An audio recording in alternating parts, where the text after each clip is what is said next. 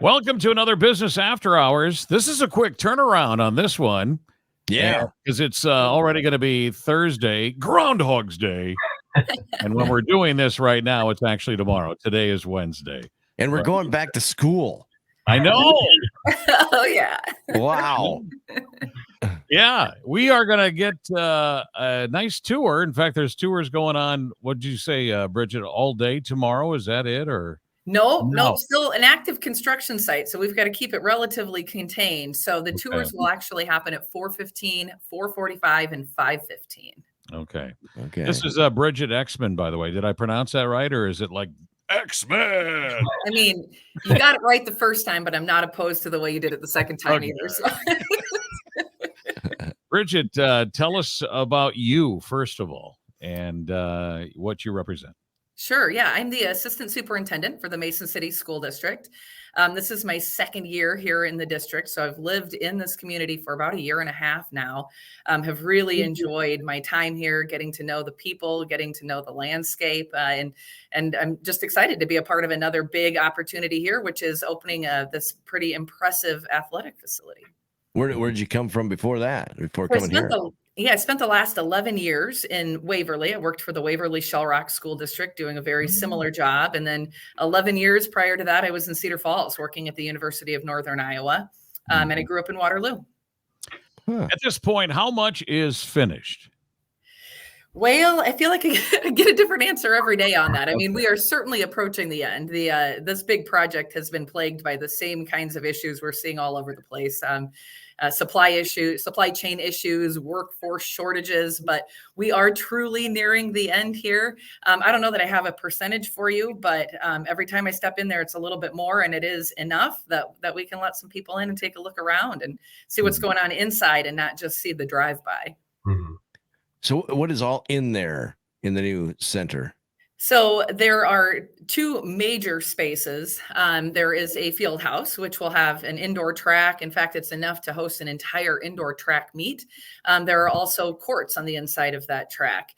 And then the part that everybody sees as they drive by, the second part with all the windows, is a pool. So we'll get to take a look at that. It's a pretty impressive place. In addition to that, there's all kinds of other spaces, a cool new atrium that leads us into the building and out to the football stadium, new concession stand areas, a brand new weight room that is already in use. So we'll get to see what it looks like when it's being used as well. What does this mean for Mason City on a standpoint of I can see us hosting a lot of fun stuff in the future here? Absolutely. We certainly hope that it's a facility that will get a lot of use and certainly will be a regional draw. What we've been told over and over again that it is without question the nicest high school athletic facility in the Midwest. So it certainly will draw all kinds of events like tournaments and meets that are probably multi-days and will bring people into the community, eating in our restaurants, staying in our hotels. And of course, it is a school facility. So what I love about it is that it provides state-of-the-art facilities for our students to become great athletes and great people who maintain a good lifestyle after they leave us as well.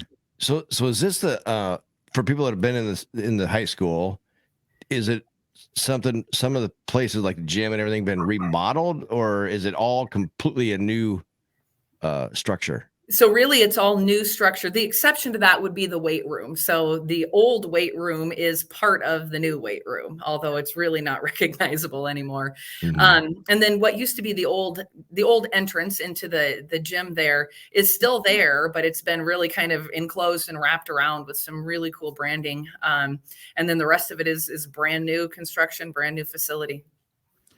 So as we get into this business after hours here for tomorrow, or from 4 until 6, it's the same 2 hours that we've always done them for. What can we expect? First of all, I think this is going to be the most well-attended business after hours ever. And but it is for business after hours. So I mean, you taking chunks of 10 people at a time, or 20, or what? Yeah, well, we're going to wing it. I think we'll see who shows up. That's what you do. I think one notable difference, typically at a business after hours, there's some food and beverages and things like that. We won't have food and beverages. We can't spend taxpayer money on those things. But we certainly hope that the facility tour is a little bit of a treat as well. we'll be greeting people as they come in the main entrance. We can't come in that new construction entrance because we technically don't own it yet. We have to come in that main entrance, and then we'll direct people down the hall. And you'll be able to kind of linger around and look at a lot of things in the atrium, but then we will have those specific tours that go on, and we'll get all of the full look at the facility. And, you know, we can take fairly large groups. And if we have to take more of them, we've got 3 people who can give a tour. And so if we need to divide up a little bit, we can certainly do that. We want to make it the group small enough that people can ask some questions and really look around too. Noah, what is the biggest business after hours that you ever had? Probably since I've been here, probably last summer. I know like First Citizens threw like kind of a big party outside in one of their parking lots.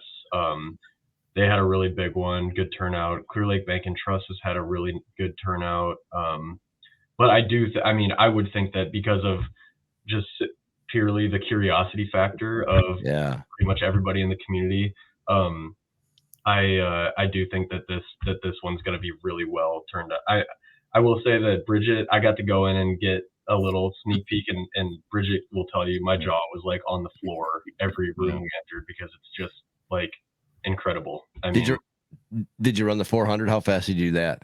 I mean, it was you'll see it on the wall. They have the records on the wall. You'll see it on there, but Noah can run pretty fast. Yeah, you can really. No. Oh, No. Bridgette, it goes without saying, but what do the kids say? Well, the kids are probably the ones who haven't seen it yet. We've really? started, right? Like they go to PE class and they can see like through the windows, but they're the one group that really hasn't seen it. So we've started to talk about what it's going to look like when we take kids in there and let them get a tour. I mean, they're kids. There are kids in our cases, of course, grandkids, I guess. Grandkids aren't that old yet, but they got to be excited though. Yeah, I mean, it's new, it's fresh, it's fun, right? It's big. Right. We do have the weight room open. And so the kids who've been in there, we now offer strength and conditioning as a PE class. And so we've got kids in there all day doing strength and conditioning. And our PE teacher who teaches that course said that day one, when they were in there with all the new equipment and everything, he said almost everybody hit a PR. So it's certainly good for the energy level to have new equipment and a beautiful facility to be working in as well. That's awesome. I can't wait to see it. Yeah. Either. We should be there early.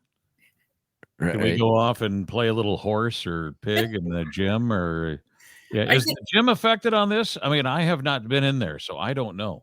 No, I think probably the most notable differences people are going to see when they walk into the commons area and into the gym is some of the rebranding because of the mascot change. But other than that, the gym looks the same. And I think there will even be a basketball practice going on in there. So, well, there you go. Yeah. We got some action going on as soon as we walk in. Well, and I guess we're swimming laps then. Yeah, well, there's no water in the pool yet, so please don't jump in. Oh, okay. Well, that's great that we can actually see most of it. We can see the future happening right there. And when is the due date, I guess, or when you were trying to? Oh, she's frustrated with that. It's a moving target, and I'm not frustrated. Right? I completely understand what's happened, but boy, we really thought we'd be able to host a swim meet or two. Right.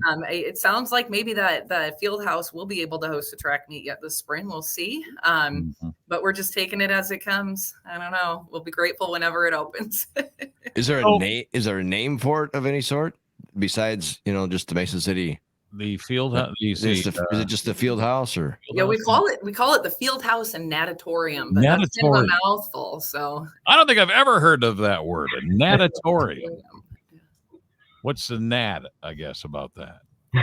I don't know. I just got that name from hearing the presentations. 43 years of radio. I've never used the word natatorium. Today's the day. I can't even spell it. Natatorium, a swimming pool, especially one that is indoors. I mean. Oh, we have one. Well, I call that an indoor pool. Yeah, that lives up to the name. Yeah. So anybody watching this or listening to this, because we both put audio and video up of this, and they can't come tomorrow night as part of business after hours. Well, how about the just normal public? Are you going to have any tours with that with them at all, or? We'll have an open house event Okay. once it's fully open. And I really don't have a timeline on that, but my gosh, I hope it would be maybe sometime this summer. But it will be where people yes, can yes. tour and stuff. Yeah. Well, I think there would be a lot of wonderful taxpayers here in town that would love to go see what they built. You know? Absolutely. Yeah. And I guess I mean she's right. We're gonna have to start thinking about a hotel on the east side of town here.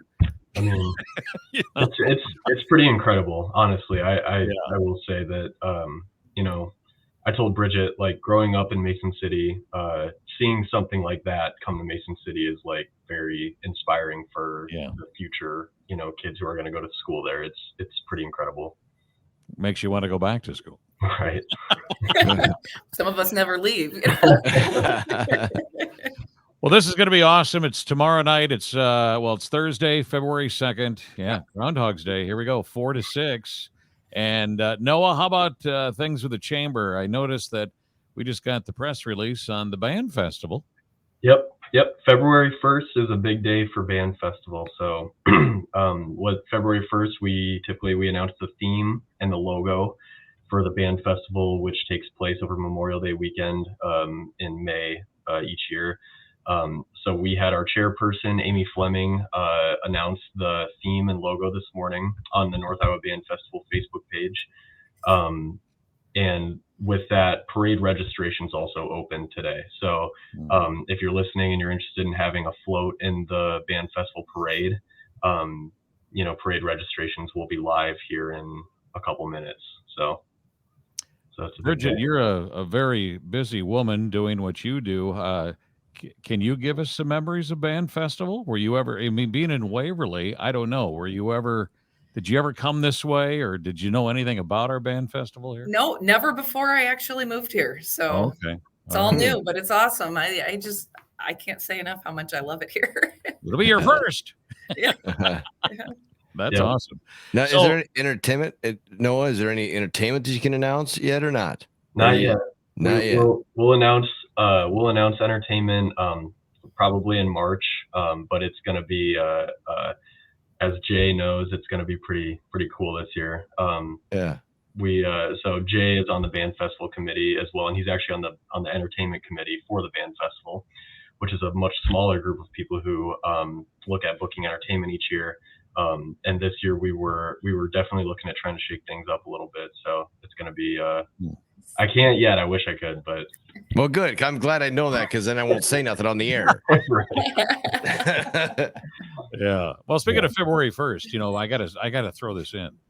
The Fox is 45 years old today. Wow. Today is our birthday. Yeah. 45 years. How about that?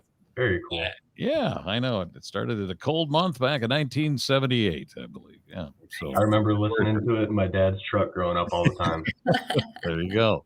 Yeah, because you're that old. I gotta ask you though, Noah. So this is a little bit different here for tomorrow night for this tour and stuff that we're doing.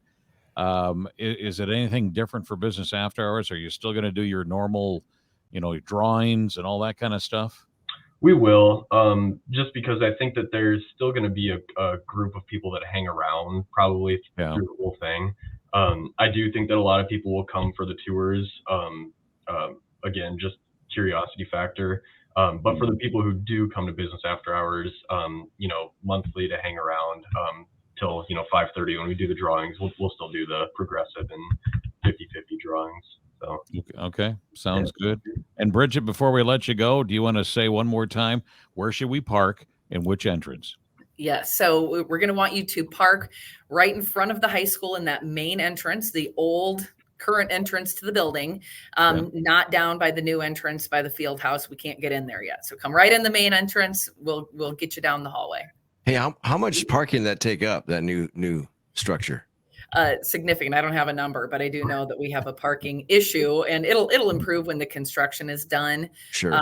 But boy, we definitely have some tight parking. So thankfully we'll be hitting about the time when the students are clearing out of there. And usually at the end of the day, they're pretty quick about getting out of there. So we should have parking available for people who are coming in. Awesome. Well, it's tomorrow night, 4 to 6, Mason City High School, of the tour of the field house, the brand new field house and natatorium. And thank you so much for being our guest here today, Bridgette. Yeah, thank you. Thank you for having me. And Noah, thank you. Thanks for having us. We get to see him every month. You got a haircut though, thank goodness. No, right. All right, we'll see you tomorrow night. All right, thanks. See you. Bye. Bye-bye. See you guys.